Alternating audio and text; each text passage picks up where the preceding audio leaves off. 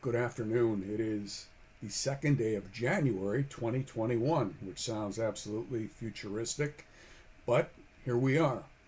And many of my videos in the past have been religious sermons, political rants, but what many of you may know about me, may not know about me, is that I was a law enforcement officer for almost 30 years. I was a deputy sheriff in Illinois, DuPage County, from 1984 to 1985, just very briefly.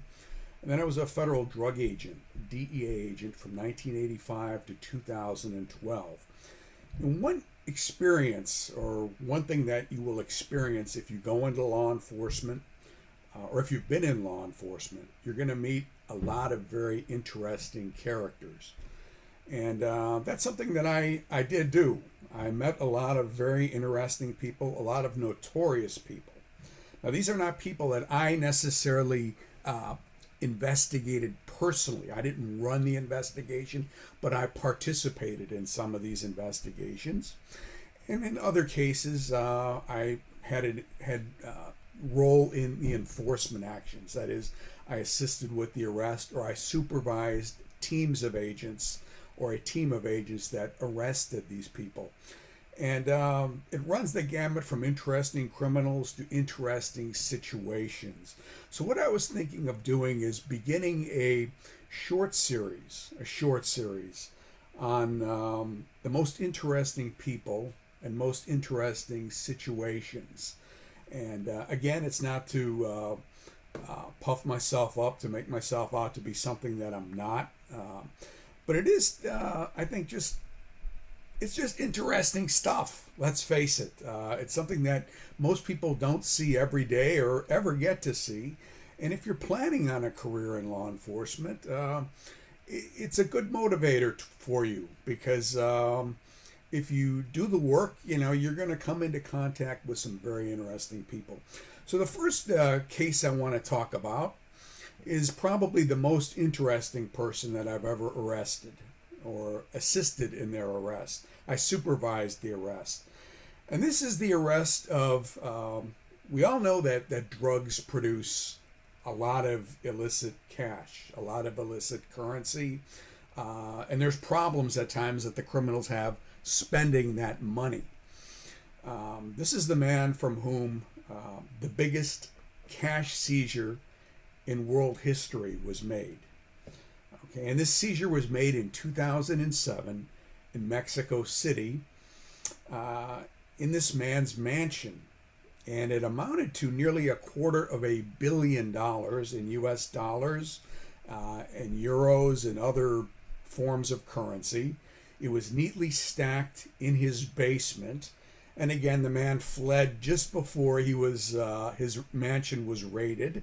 And he came here to the United States. And during the summer of 2007, my group, and at the time I was supervising a group of DEA agents and task force agents in Greenbelt, Maryland, we were told to drop all else and get this guy in custody. So who is he? Who is this mastermind who accumulated this huge amount of money? How did he get it, and how did we catch him? Okay. The first question, the man's name is Zhenli Ye Gon. That doesn't sound very Mexican, and it's not. He's from China. He was born in 1963 in the People's Republic of China and grew up in Maoist China. He grew up as a poor person. I think most of the people in China at that time were poor. But he certainly did not neglect his studies. And he studied chemical engineering in the People's Republic of China. And then he established an import-export business with Mexico, of all places. So he began to travel back and forth from China to Mexico. And then once he was in Mexico, I think greed got the better of him, and he established a company called Unimed Farm. Now, what this company purportedly did was import ephedrine and pseudoephedrine and other chemicals from China to Mexico. Now, if you know what ephedrine or pseudoephedrine is, it's basically cold medicine. It's decongestant medicine. The most common makeup of any kind of decongestant, mucus thinner, pseudoephedrine. Okay, it comes from ephedra, and it has certainly a lot of legitimate medical uses. Now, if you go into a Walmart today and try to buy something which has Sudafed in there, pseudoephedrine, they're going to direct you to the counter, and you're going to have to get your pseudoephedrine from the pharmacist. And there's a reason for that. Pseudoephedrine is a precursor chemical for methamphetamine. Okay, the more pseudoephedrine you have, the more methamphetamine you can make. And it was becoming a problem in the United States, mostly with small kitchen type laboratories or laboratories that were located in minivans and things like that, or campers. And pseudoephedrine, when it's in the hands of amateur chemists, many of you may have seen a series called Breaking Bad, which had a high school teacher who was a mild-mannered, kind of a wimpy guy, walked on by everybody, but he decides to go into business with one of his former students and begin making meth, and he makes a lot of money doing it.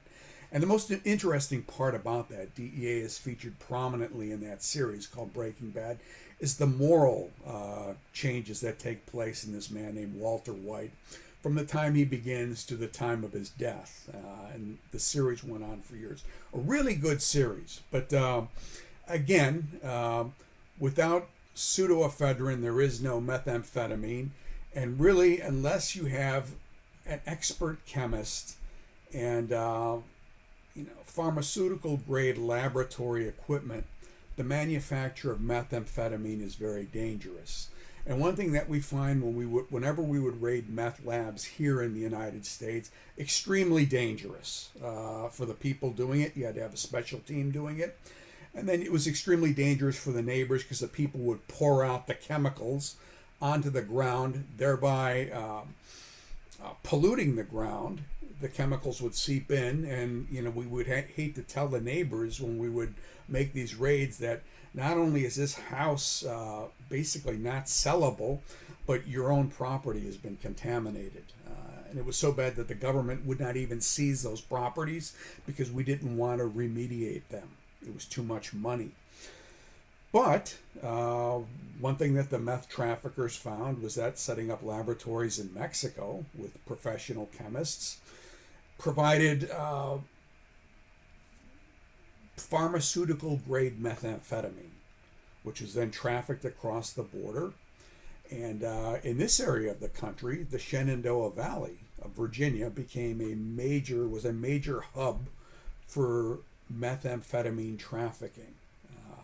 And the reason for that is there are a lot of Mexican Americans or Mexican undocumented people working in the chicken processing plants in the Harrisonburg area.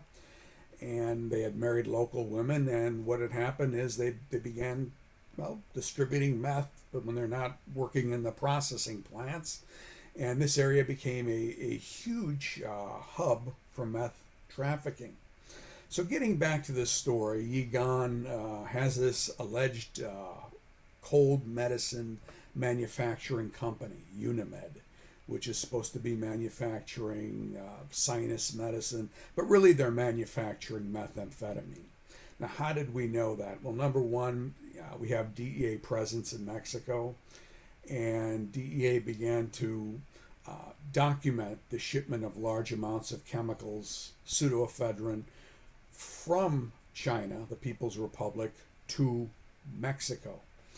We also knew that Ye Gon had become very, very wealthy. And the reason we knew that, there's certainly information that we obtained from other government agencies. We won't go any further than that. But Ye Gon made a number of trips to Las Vegas in which he dropped a total of, $175 million in gambling losses. Okay, so this is not some broke dick Chinese guy who has no money and just gambling at the slot machines. He's got a lot of money. Okay, so he began doing that, and this certainly focused our attention on him. He was alleged to be a member of the Sinaloa Cartel, And in 2007, his luck had run out. The Mexican government issued a warrant for his arrest. He vacated his mansion. The police raided his mansion, the Mexican police, and seized $250 million in cash. Well, where did Ye Gon go when he fled? He came here, not just the United States, but to the Washington, D.C. area.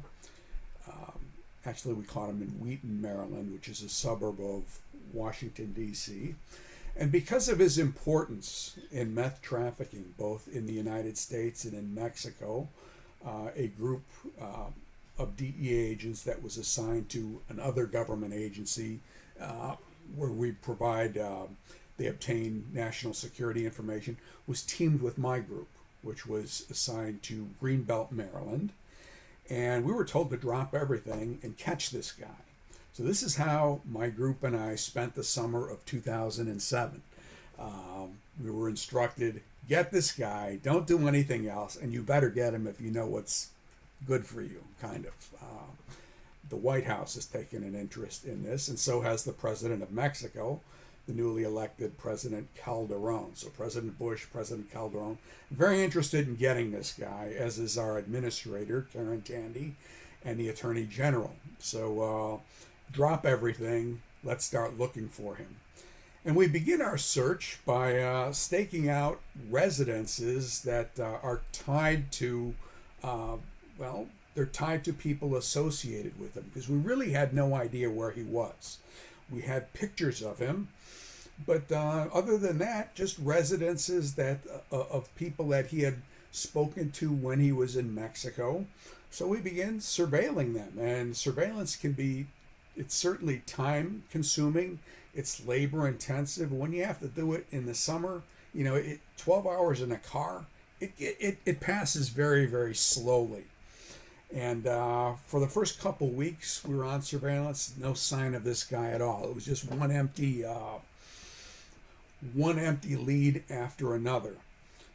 Well, then a couple weeks later we get a message, and that is that Ye Gon's lawyer here in the United States is going to produce him for a press conference at the Press Club in Washington, D.C. Now you can imagine that we figured this is a slam dunk. All we have to do is show up for the press conference.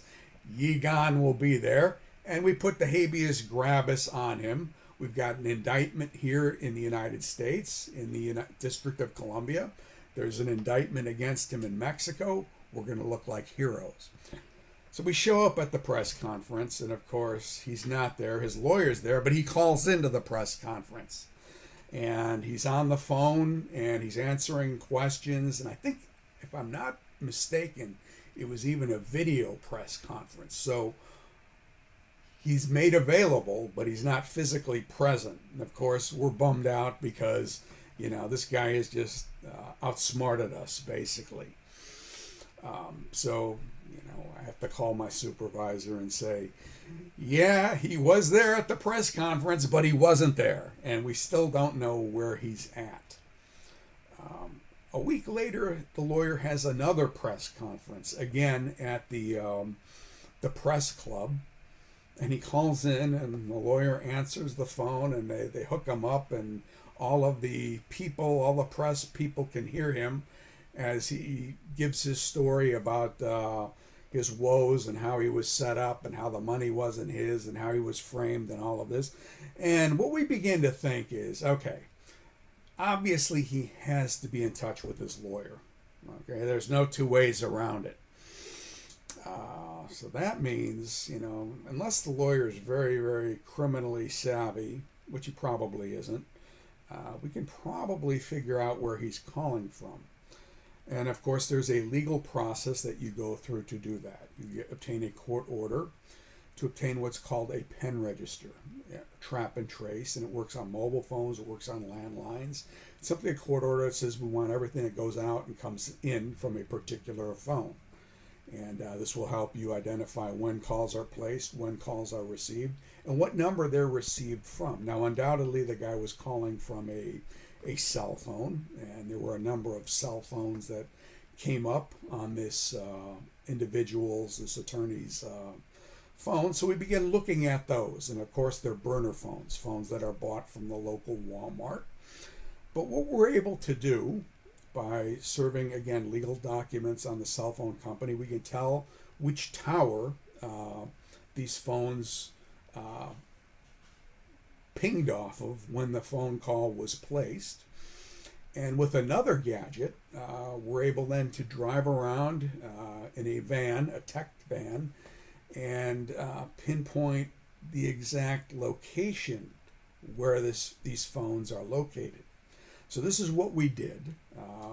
In this time, he has a third press conference, and we know now which phone he's using. And eventually, and this is about 6 to 8 weeks into this, we've been sitting out on these houses for a long time. Everybody is crabby. All the agents are, some of them aren't even really doing much of anything. But two of the agents in my group that, that I won't give their names, but they were great guys. One is a task force officer with Montgomery County Police. Another was my backup, a DEA special agent. Wonderful young lady. She goes, we've got this. Let's get the gadget out, the triggerfish, and let's locate where he's at. And we got the court order through Montgomery County because it's a lot faster than the federal courts, and we were able to pinpoint a house where the phone was. And he was going to have another press conference, and so we have this house and we're set up on it, and it's a very quiet house in a wealthy neighborhood, suburb of Washington, D.C., but it doesn't look like there's any movement at all. Nobody's going in, nobody's going out. There isn't even the curtain moving once in a while. And you have a vehicle that has the eye on the house, and that's the person who's most forward, and they have the house under constant surveillance, and the rest of us are spread out in the area in surveillance teams. And my job as the supervisor was to coordinate it. We had 12-hour shifts. And again, we're wondering, does this guy, has he figured out a way to get by? Maybe he's just got the phone in that location. Maybe he's not there. Okay, and this goes on for several days, and I talked to Cindy, who's my backup, and said, I don't think he's in there. I think we're being had again. This guy is getting over on us. Well, this goes on for several days. We get a warrant to search the residence, but we don't want to serve it yet because we don't want to blow this opportunity. Well, we're out there, and it just gets to be a long time, and I got to go to the bathroom. I'm about 50 years old at this point. Now I'm 61, but I'm getting close to my 50th birthday, and it's time to go make a head call. So I tell Cindy, I've got to go. I'm on the radio. Keep the place under surveillance. Well, of course, as sure as shooting, while I'm in the bathroom, I come out and I hear traffic on the radio. A car has pulled up.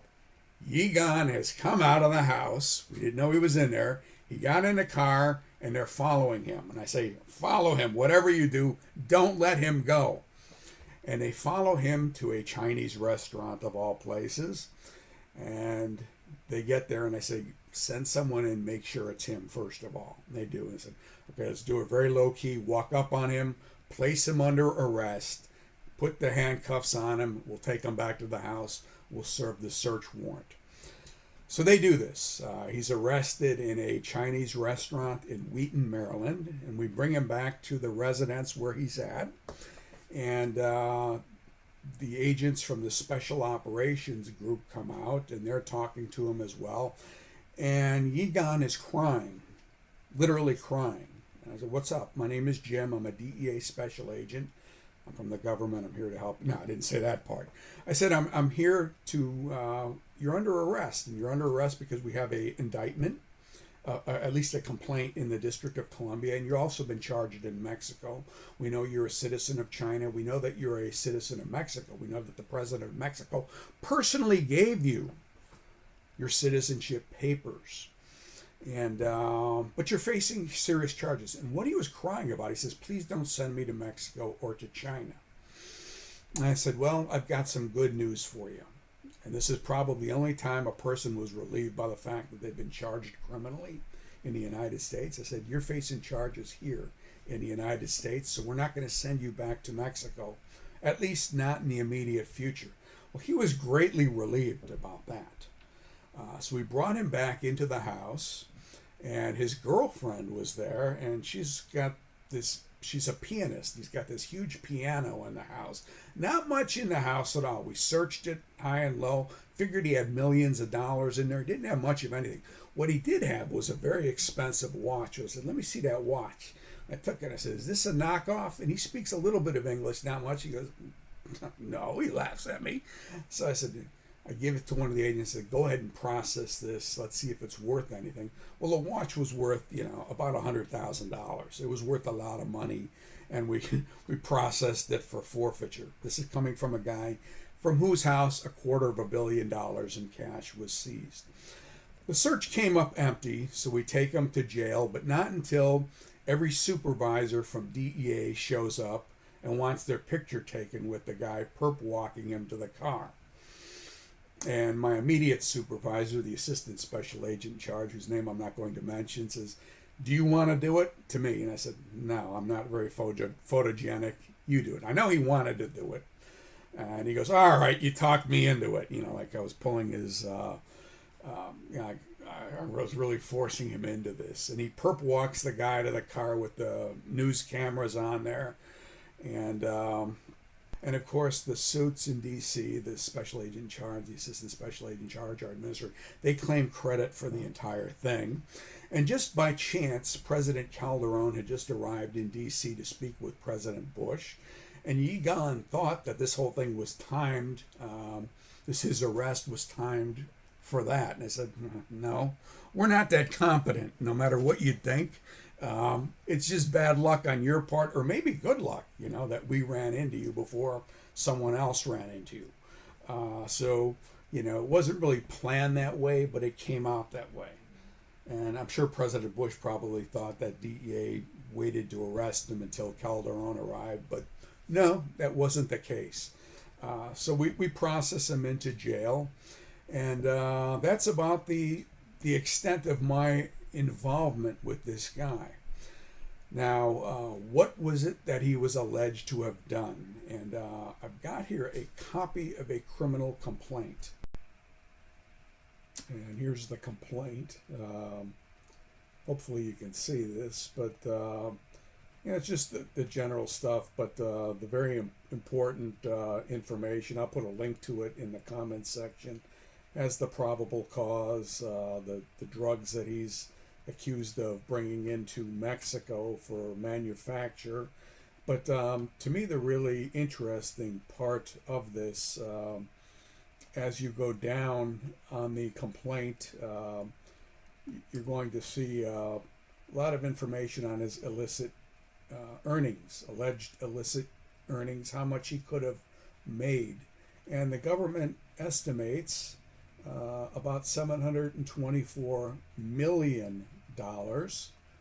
And then it talks about the fruits of the search in Mexico, $205,564,000, and other things, and a bunch of automatic weapons. And then beyond that, some information that he has about notations to other drug dealers, some attempts at subterfuge, and then, of course, the amount of money that he's dropped in gambling, at least $125 million. Now, there is a silver lining to this, and that is that after all this was done, the United States government was able to recover $45 million from the Sands Casino in Las Vegas, and they recovered that money simply because they had not reported the fact that this man had wired. It turned out it was beyond $125 million. It was about $175 million that he had wired on numerous occasions, several occasions, to Las Vegas casinos, and then he proceeded to lose it gambling. Now, this goes against also Ye Gon's defense that the money belonged to Mexican politicians and they just wanted him to hide it. I mean, if someone gave me $250 million and I blew $175 million, on gambling, I think they'd be looking for, your head somewhere is what would happen. So again, I don't think there's any question that that the money was his. But now his tune is that President Calderon stole $70 million from the seized money. And it was interesting because when we were in a task force, the state and local governments, they always want a portion of the asset seizure. And they said, how do we get a portion of that $250 million? I said, I don't think you're going to get any of it. I don't think DEA is going to get any of it. All we got was this crummy watch, which wasn't crummy. It was worth a lot of money. But the money that was seized in Mexico, that's spoken for, and it ain't going to the poor people of Mexico. It ain't going to drug rehabilitation. It ain't even going to the Mexican Federal Judicial Police. It's going to the politicians in Mexico. That's how that works, unfortunately, But be that as it may, it's an interesting case, a rags to riches to rags story. Okay, here he is in Wheaton, Maryland, walking around. And that was part of from his press conference, where he started and where he ended up. And there's where we arrested him, in that restaurant, ordering food. And that was the press conference where we were at, and his lawyers telling the world. I'm filing for habeas corpus petition, and that a habeas corpus petition.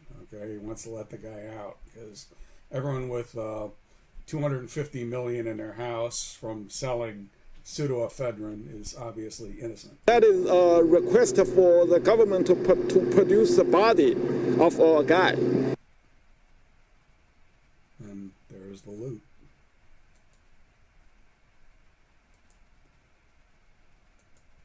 And here's the weapons for selling the pseudoephedrine, which is always very necessary when you sell pseudoephedrine. He's a political prisoner. There you go. And there's the restaurant again. So there you have it. Sooner or later, getting killed or sent to prison. In this guy's case, it's the latter. He's in a Mexican prison. I don't think he's suffering terribly in there. There he is after he gets his citizenship. There's his house. And there's his money again. And, he's got COVID, so it couldn't have happened to a nicer guy. But he's in the most high-security prison in Mexico. I'm in DEA, the people you arrest are lower-level guys or mid-level at the most. You don't get the very top level of the drug echelon. That is the story of Zhenli Ye Gon. I hope you found it interesting. It was a lot of fun. We were able to put in an award for everyone in the group. And, it was just a good way, I guess, a productive way in retrospect to spend the summer of 2007. Okay, God bless all of you.